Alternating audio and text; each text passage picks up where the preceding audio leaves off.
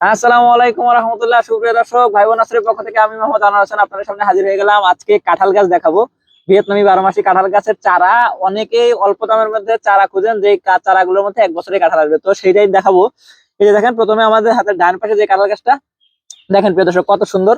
এই যে কাঁঠাল, এই দেখেন কাঁঠাল আসা শুরু হয়ে গেছে এবং এটার গাছটার বয়স কিন্তু মাত্র 1 বছর। হ্যাঁ, এই যে কালো একটা পলিথিনের মতো আছে, আট আট। এবং আমার হাতের এই যে বাম পাশে আরেকটা চারা, এই যে দেখেন, এটা কিন্তু 10-10 প্যাকেটে দেওয়া এবং এটার মধ্যে দেখেন কাঁঠাল আসতেছে একসাথে। এই গাছটা কিন্তু এই ছোট গাছটা থেকে অনেক বেশি ঝোপালো এবং এটার বয়স অনেক বেশি। এই যে দেখেন কত সুন্দর গাছ, একদম ঝোপালো সুন্দর।